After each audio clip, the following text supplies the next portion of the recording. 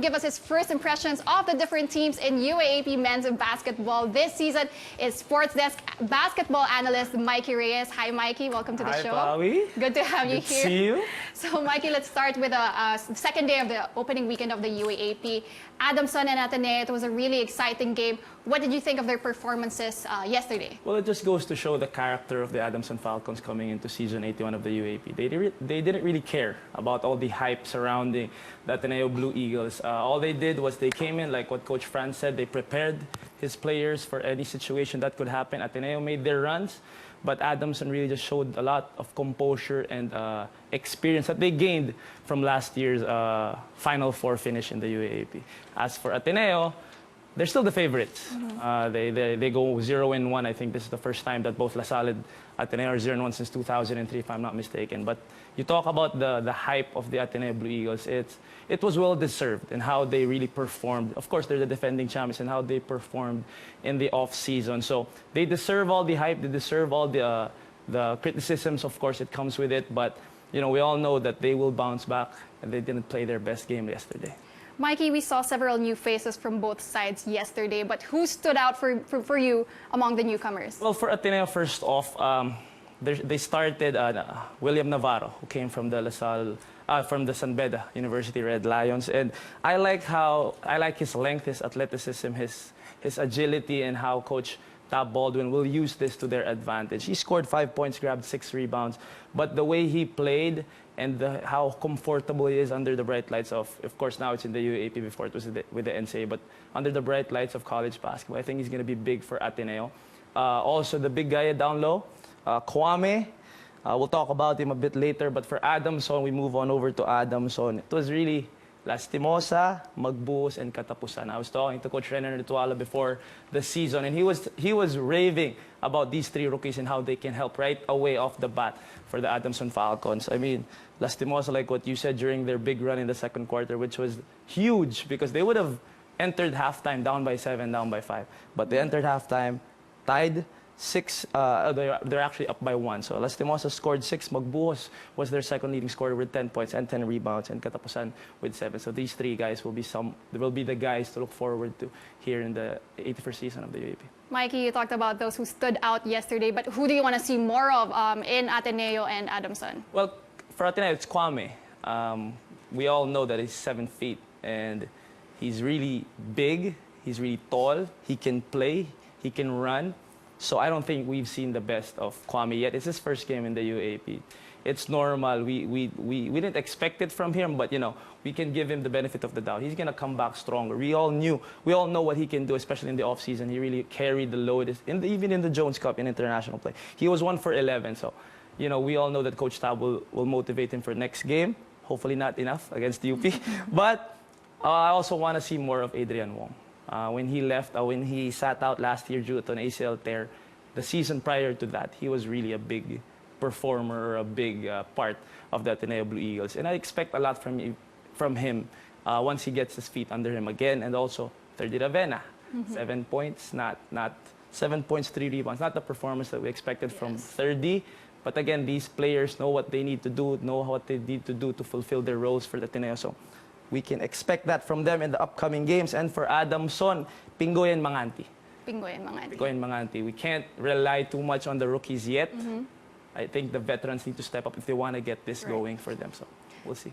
Now, Mikee, let's go to the first game yesterday. It was FEU versus LaSalle. It was a grind-out kind of game, a very thrilling match. Your thoughts on their performance? I think everyone was very excited for this matchup because we know that both teams are contending for a Final Four spot. You talk about LaSalle post Eben Mbala era, who will step up, who will be their consistent contributors here in season 81. And I think we've seen that.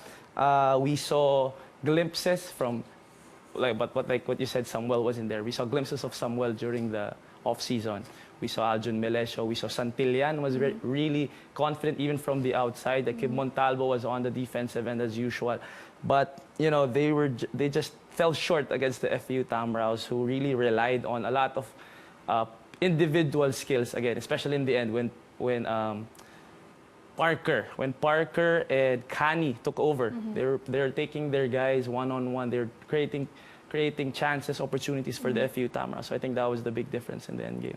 Mikey, who was missing for both teams in FEU and, of course, LaSalle? Well, for LaSalle, I think Encho Serrano, a very sought-after rookie coming out of the ADAMSON Baby Falcons program. I think he should be the one. We all know we know him as an energizer bunny for LaSalle. He didn't really contribute that much yet, and LaSalle is expecting a lot from him. Even though he's a rookie, we all know he can perform, especially when he went up against taller guys and bigger guys in the 3x3 tournaments internationally. I think also Kib Montalvo. He needs to be a little bit more aggressive on the offensive end, because we all know that Kib can do it all. Kib can create opportunities. Kib can play defense. But now without Ben Mbala, I think Kib should be a little more offensive-minded coming into this season, this 81st season. As for FEU, Comboy, we know he can score. It's not that he had a bad game. He just took 6 shots. Yes. I think he should take a lot more for Coach Olson Rosell and the FEU Tamaraws. Mikey, let's continue this conversation. So the rookies really came out to play for both NU and UST last Saturday. Talk about the ILDEFONSO brothers. Your thoughts on their debut for the NU Bulldogs? Well, when you talk about the rookies, this is what Coach Jamaica and the whole NU community is very, very excited for. It's really the newcomers that are coming in. They lost a lot of big names, Alejandro, Matt Salem, Jordan Bartlett. But these guys that are coming in, that are filling these voids is really, the potential is really, really there.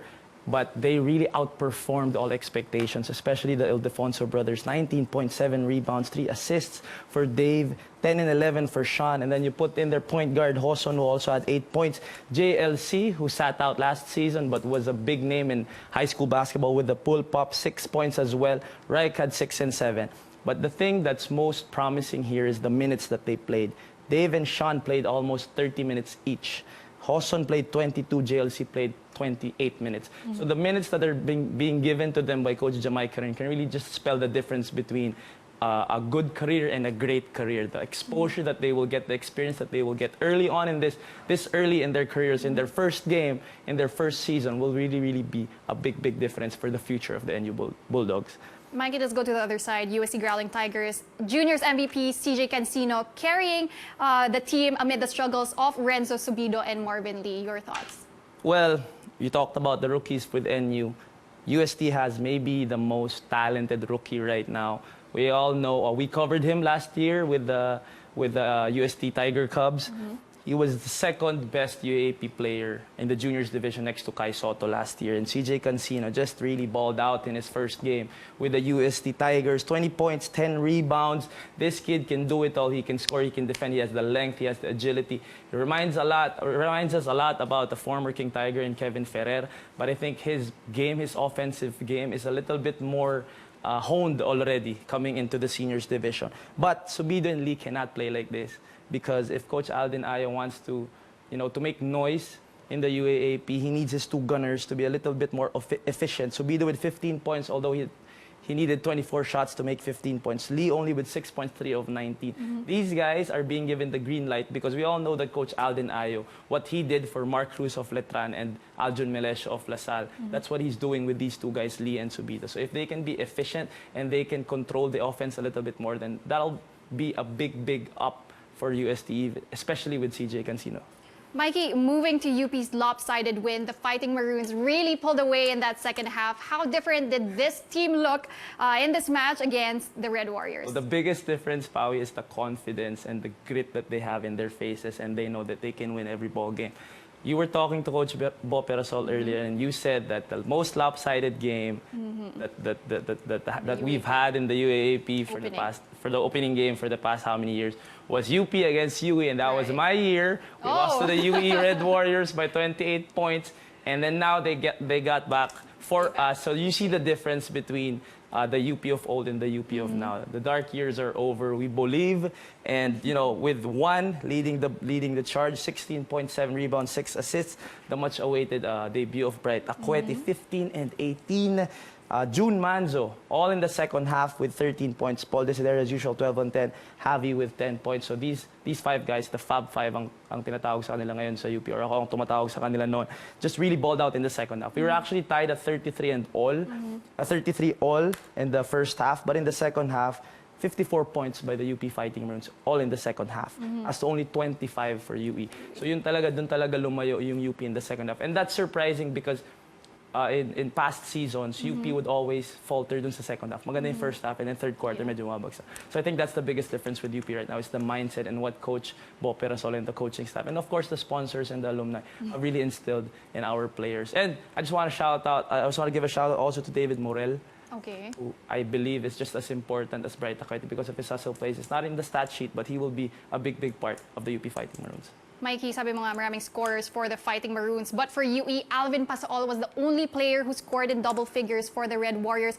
Who else needs to step up for the TM moving forward? Well, knowing Coach Joe Silva, especially with the success that he's had in the juniors division with the ATENEO Blue Eaglets, he wants everyone to contribute. He's not the type of coach who would want a one-man show. And coming into this season, that's what he said. Alvin Pasaol will be the face of the UE Red Warriors, but at the same time, it won't be an Alvin Pasaol show, which did not happen in their first game because Alvin Pasaol, like what you said, just really was the only bright spot for the UE Red Warriors. And when you talk about guys who need to step up, first off is Philip Manalang, the point guard, the veteran point guard of the UE Red Warriors. He played 27 minutes, was 3 of 12 from the field for only 6 points. This guy needs to step up. We all know what he can do. He's a spitfire guard. He can score. He can create situations for his teammates and himself. So he needs to be a better leader out there also, especially vocally, especially pag medyo nagro-running kalabang, which happened yesterday with the UP Fighting Maroons. Antipordo with 9 points, Varillo with 6 points, played 24 minutes for Coach Joe Silva. Connor needs to step up. So these guys need to help air some Bokojin for the rest of the season. We don't want another Alvin Pasaol show for the UE Red Warriors. And I think they can surprise a little bit of more people if other players can help out Alvin Pasaol. Mikey, thank you very much for sharing your thoughts with us. It's been a pleasure having you here on the show. Again, we just had Sports Desk basketball analyst Mikee Reyes.